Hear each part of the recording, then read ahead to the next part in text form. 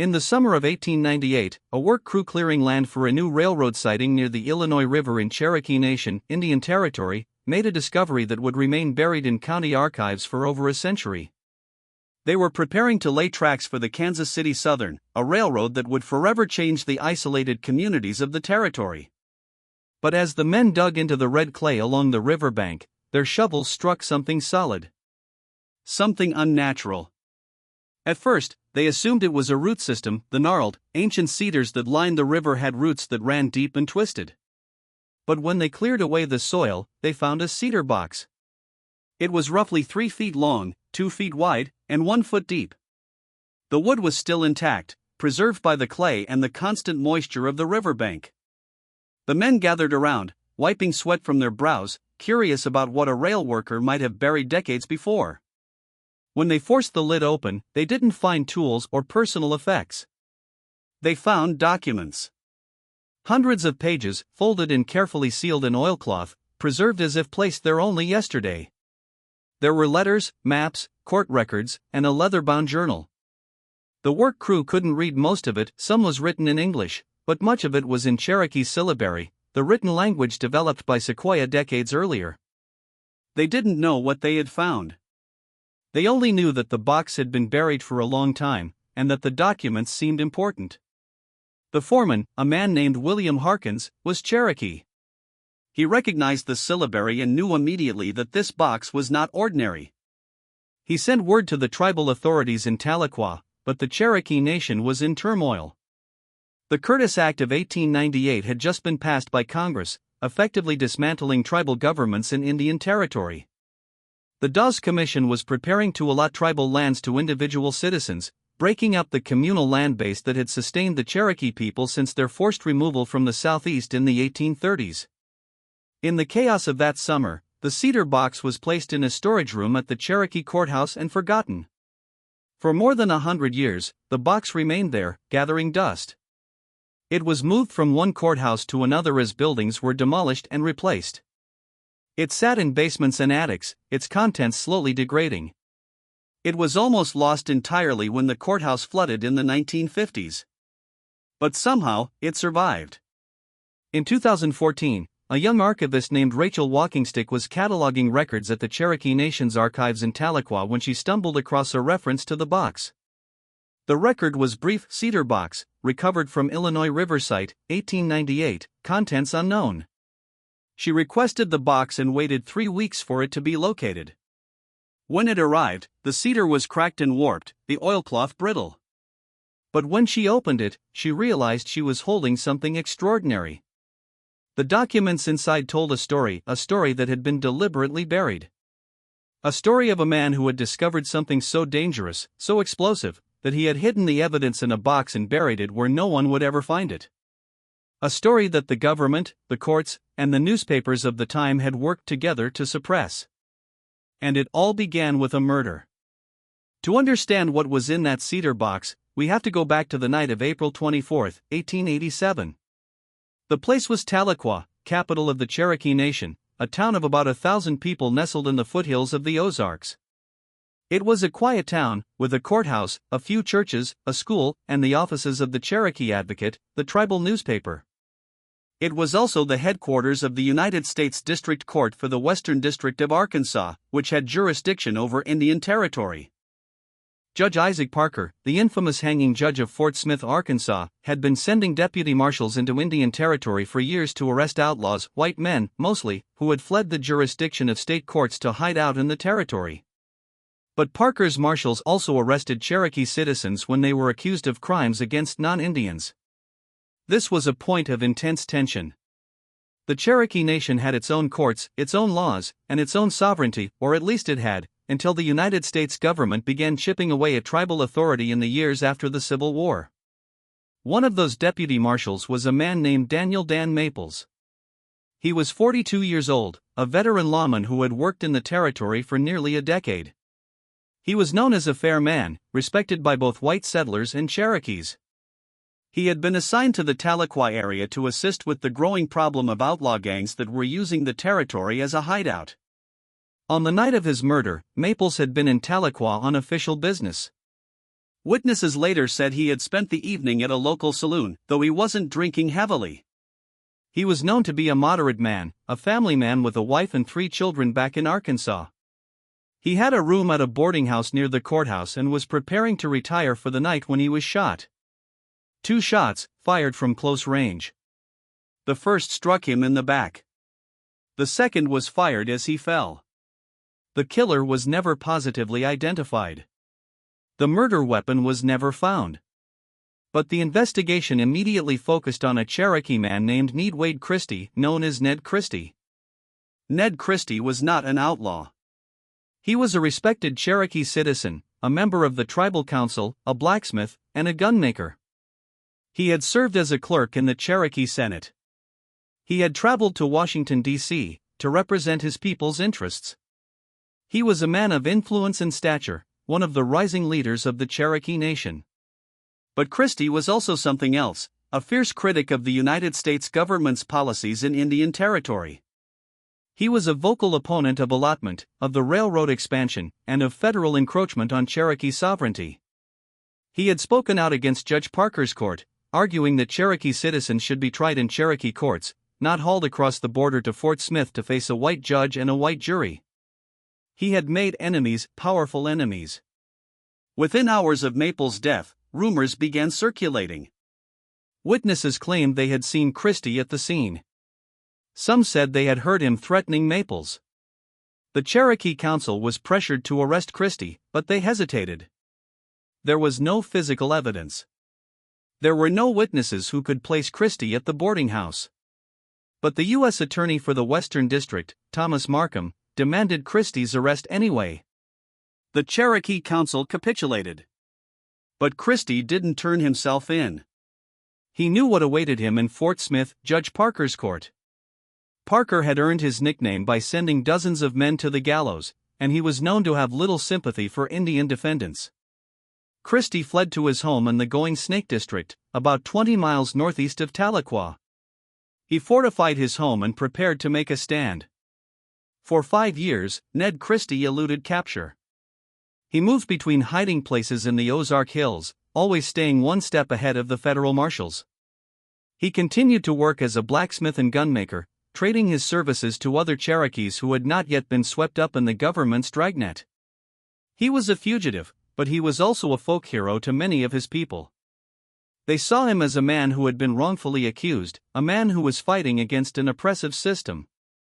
But the pressure was relentless. The federal government wanted Christie brought to justice or dead. The U.S. Attorney for the Western District considered Christie a symbol of resistance, and his capture would send a message to the tribes that no one was above federal authority. The final confrontation came on November 23, 1892. A posse of federal marshals surrounded Christie's home, a log cabin in a small community called Shady Grove. Christie was inside with his wife, Elizabeth, and a friend named Albert Uncle Al Wagoner, who was visiting that day. The marshals demanded surrender. Christie refused. He had said for years that he would never submit to federal law enforcement, that he would die first. What happened next is the subject of intense historical dispute. According to the official account, Christie opened fire on the marshals, wounding 2 of them. The marshals returned fire, peppering the cabin with bullets. But Christie had built his home with a reputation for defense. The walls were thick, the windows narrow. The marshals couldn't get a clean shot. That's when one of the marshals, a man named Zeke Proctor, devised a different plan. Proctor was Cherokee, a controversial figure who had been involved in a previous incident at the Going Snake District Courthouse in 1872.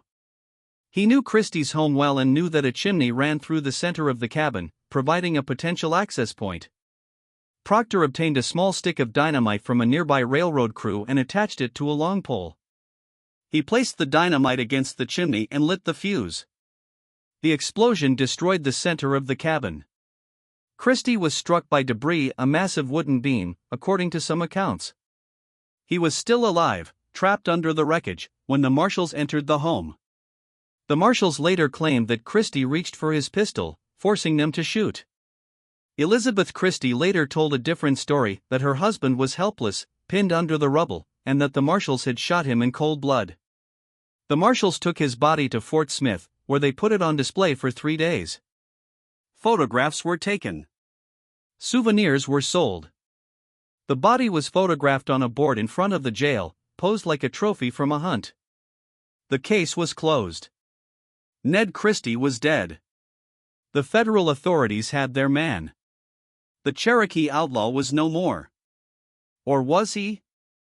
This is where the story buried in the cedar box begins, and where everything we thought we knew about the Maples murder begins to unravel. In the box, Rachel Walkingstick found a leather-bound journal. It was not Ned Christie's journal. It belonged to a man named John Paris, a Cherokee farmer who lived in the Going Snake district. Paris had been a neighbor of Christie's, a man who had known him since childhood. He had watched the siege unfold from a nearby hill. And he had kept a record of everything. According to Paris's journal, Christie was innocent of Dan Maples' murder. Paris claimed that the real killer was a man named Bub Traynor, a white outlaw who had been hiding out in Indian Territory. Traynor had been in Tahlequah on the night of the murder, and he had shot Maples during a dispute over stolen horses. The killing had been witnessed by a man named Humphrey, who had told Paris what he had seen. But there was a problem. Humphrey was a Cherokee, and his testimony alone would not be enough to convict Traynor in Judge Parker's court. The government wanted a case they could win, a case that would send a message. Christie, with his political opposition, was a much more attractive target. Now, none of this would be extraordinary. Conspiracy theories about Christie's innocence had circulated for decades. But Paris's journal contained something that no one had ever seen before. It contained a statement signed by Humphrey himself, confirming that he had witnessed Traynor shoot Maples, and that he had been pressured by federal marshals to lie and blame Christie instead. The statement was dated 3 days after the murder. It had been sealed and hidden in the cedar box along with Paris's journal. If this document was authentic, it meant that the government had knowingly framed an innocent man. It meant that a respected Cherokee leader had been murdered because he was a political inconvenience. But the most shocking document was still to come. Buried at the bottom of the box was a letter from a U.S. Attorney's Office clerk, written in 1888, confessing that the evidence against Christie was fabricated. The clerk, whose name was Thomas J. Smith, had allegedly been ordered by his superior to destroy exculpatory evidence and to conceal witnesses who could have testified to Christie's innocence. Smith didn't send the letter. He never intended to. He wrote it as a form of confession, a way to unburden his own guilt. Then he had buried it in the box along with the other documents. Walkingstick contacted historians and archivists. The University of Kansas, which had been researching Christie's case, was brought in to authenticate the documents. The preliminary results were stunning. The handwriting matched known samples from Smith, and the ink and paper appeared to be from the right period. The documents were likely authentic. If the documents were real, then the murder of Ned Christie was not just a case of mistaken identity or a bad investigation. It was a political assassination, carried out under the color of law. The politics of Indian Territory in the 1880s and 1890s were incredibly complex. The Cherokee Nation had been forced to the brink of dissolution. The Dawes Act of 1887 had opened tribal lands to allotment, and the Curtis Act of 1898 would abolish tribal governments altogether. The federal government was determined to break up the communally held lands of the 5 civilized tribes, the Cherokee, Chickasaw, Choctaw, Creek, and Seminole nations. The railroads were a key part of this strategy. They brought settlers into Indian Territory, settlers who demanded land, rights, and federal authority. The Cherokee were bitterly divided over whether to resist this expansion or to accommodate it. Some, like Ned Christie, argued for all-out resistance. Christie had made powerful enemies. He had spoken out against the federal court at Fort Smith, arguing that it was a tool for suppressing tribal sovereignty. He had spoken out against railroad expansion, arguing that it would bring the final destruction of Cherokee lands. He had been a leader of the National Party, which opposed allotment and treaty concessions. His enemies included white politicians in Arkansas and Missouri, federal officials, and even some Cherokees who had sold out to the government. They included the marshals who pursued him, men who wanted a scalp to show their superiors in Washington. And they had an almost perfect target in the murder of Dan Maples. Now, there's a question you might be asking. Why didn't the Cherokees do more to save Christie? Why was he hunted so relentlessly? Part of the answer lies in the balance of power. By 1892, the Cherokee government was already weak. The federal government was providing funding for tribal programs, and it was already threatening to withhold it if the tribes didn't cooperate. The Cherokee Nation couldn't afford to go to war with the United States. So they cooperated, and Christie was sacrificed. For a century, the story of Ned Christie was told through the lens of the federal government. He was described as an outlaw, a murderer, a man who had killed a federal officer. His image was published in newspapers, and he was turned into a stock villain of the Wild West, a savage and unrepentant Indian who got what he deserved. But the Cedar Box documents didn't just exonerate Christie. They also revealed the existence of another witness who had been ignored, a man named Traynor, John Parris's neighbor. According to Parris's journal, Traynor had witnessed the murder of Maples and knew that Christie was innocent. He had come forward to the marshals and had been told to keep his mouth shut or else. He had been threatened with prosecution for something else. There's no evidence Traynor ever gave a statement. He remains silent out of fear. But the documents suggest a link between Traynor and the trail that led to Christie. If Traynor had come forward, the case against Christie would have likely been dropped. But the investigation wasn't looking for truth, it was looking for a scapegoat. You may be wondering what the railroad had to do with this. The Cedar Box was discovered near a railroad siding. The documents mention the railroad expansion repeatedly. And there's a reason why the box was buried where it was. The Kansas City Southern Railroad was building a line through Cherokee Nation, directly through the Going Snake District. Some of the land had been granted by the Cherokee Nation to the railroad. But some of it was still in private hands, and the railroad was taking it by force, often illegally. In 1890, Ned Christie's land was taken by the railroad. The company claimed they had a right to it, but Christie's attorneys argued the land was still his. He sued in tribal court, then in federal court. He lost both times. Christie's opposition to the railroad wasn't just philosophical. It was personal. He had been robbed of his land, his livelihood, and his future. And that made him a target.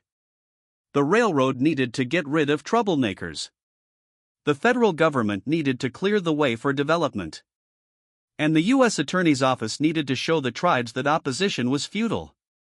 The murder of Ned Christie wasn't just about the murder of Dan Maples. It was about sending a message to the Cherokee people: resist and you will be destroyed. There was a conspiracy. But it wasn't a small one. It wasn't a few bad apples. It was a massive, sprawling effort that involved federal marshals, U.S. attorneys, railroad executives, and politicians. The key figure was Thomas Markham, the U.S. attorney for the Western District of Arkansas. Markham was a political appointee, a man who owed his job to powerful allies in Congress. He needed to keep the territory quiet, to maintain order, and to avoid political embarrassment. And he needed to make sure that the murder of a federal marshal was solved quickly and decisively. According to the documents in the Cedar Box, Markham knew that Christie was innocent. He had been informed by marshals in the field, and he had been presented with evidence of Traynor's guilt. But Traynor was a white man, and Christie was an Indian. Christie had powerful enemies. Traynor did not. Markham made the choice to prosecute Christie. The documents contain a deposition from a man named J.W. White, a Cherokee who had been one of the first witnesses at the scene. White claimed that he had seen a man other than Christie at Maples boarding house that night. He had identified the man as Traynor. But Markham had White's testimony suppressed, claiming that it was inconsistent with other evidence. White was never called to testify. He was never even questioned. When he tried to offer his testimony, he was told by the marshals that he would be charged with perjury if he continued. The documents also reveal a more shocking detail. The murder of Maples itself might have been linked to the railroad expansion. There is evidence in the box connecting Maples to the railroad. He had been working as a private investigator for the railroad, investigating property disputes and whistleblowers. Some of the people he was investigating were Cherokees who had refused to sell their land. The murder may have been a hit ordered by someone with a vested interest in stopping Maple's investigation. This is a theory that University of Kansas researcher Devin Maheshua notes in her book about Christie. The convoluted criminal jurisdiction in Indian Territory is related to politics, she writes. The hot-button political issues likely put Christie into his predicament. But even if this theory is correct, the trail is cold. We may never know who ordered Maple's dead, or why. The court that convicted Ned Christie in absentia was run by Judge Isaac Parker, who had jurisdiction over Indian Territory. Parker's court was notorious for its harsh sentences. He hanged 79 men during his time on the bench, a record that earned him his nickname. But Parker's court was also a symbol of everything the Cherokees hated about the federal government. It was run by a white judge, with a white jury, and no Cherokees allowed on the jury. The law applied to Indians, but Indians had no say in how it was applied. By 1892, the court at Fort Smith was dealing with an increasingly difficult situation. The territory was overrun with outlaws, white men mostly, but also some Indians. The court couldn't keep up with the caseload. So it prioritized high-profile cases that would send a message. The murder of a federal marshal was the highest profile of all. And when Christie was accused, the court moved quickly to prosecute him. It didn't matter that the evidence was weak. It didn't matter that the real killer was probably someone else. What mattered was that the murderer of a federal officer was brought to justice and that the Cherokee people understood that no one was above the law. But there's a terrible irony to this whole story. Parker's court was also known for its fairness to white defendants, at least. The 13-year hunt for Christie highlighted the double standard that existed in Indian Territory. A white man could commit murder and elude capture, but an Indian was guilty until proven innocent. Ned Christie's death wasn't an end. It was the beginning of the end of Cherokee sovereignty. The year after Christie was killed, the Dawes Commission started enrolling Cherokee citizens for allotment. The communal lands were broken up and distributed to individuals.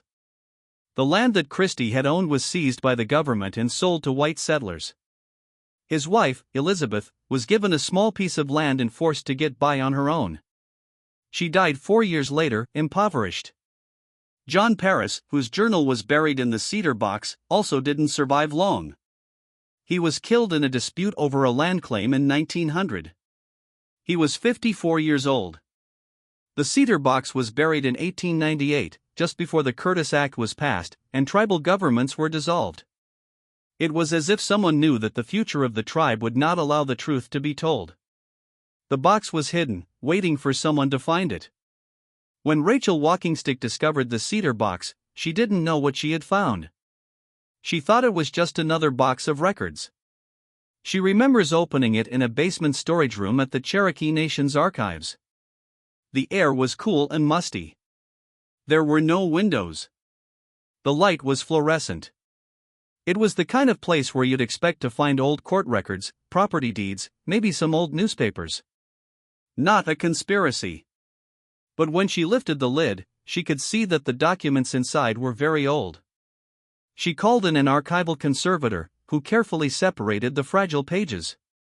The documents were still damp in places, and there were signs of mold. But the oilcloth had protected most of them from the worst of the elements. It took several weeks to catalog the entire box. There were more than 400 pages of material, letters, affidavits, maps, court records, journals, and other documents. The story they told was one of injustice, corruption, and murder. Now, you might ask yourself, if the documents were real, why didn't Walkingstick release them immediately? Why isn't this story more widely known? The answer is that the documents are controversial. Some historians believe the documents are genuine, others believe they might be a forgery. There is ongoing debate about the authenticity of the documents, especially the statement from Thomas J. Smith. And there is another, more difficult question: who buried the box? Paris's journal indicates that Paris himself may have been the one who buried it. But if Paris was killed in 1900, he didn't have much time to make sure it was hidden. The documents were buried in 1898. Paris died 2 years later. Did he know his life was in danger? Did he know the truth would not be revealed in his lifetime? We may never know. The cedar box was discovered in 1898, but it was forgotten for more than 100 years. The documents inside are now part of the Cherokee Nation's archival collection. There's another reason the Christie case remains controversial: there was never a trial. Christie was arrested, but he was never tried. He was never convicted in a court of law.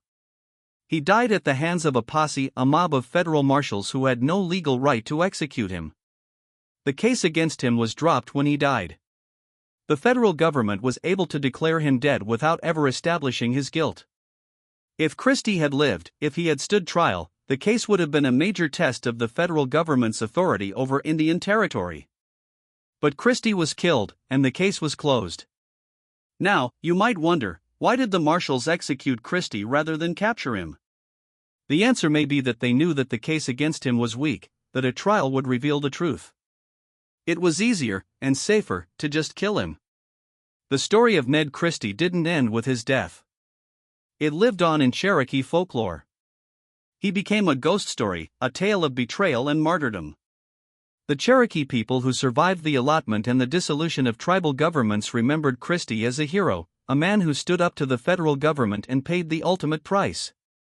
But the truth of his story, the truth of the corruption and conspiracy that led to his murder, was lost. It was buried in a cedar box, waiting for someone to find it. And then Rachel Walkingstick found it. She opened the box and found the truth. Now, there are questions that still remain. What happened to the witness, Humphrey? Where did he go? Was his testimony ever recorded? And what about the killer, Bug Trainer? Did he live a long life, free of consequence? Did he ever face justice? The documents in the box don't say. They don't answer these questions.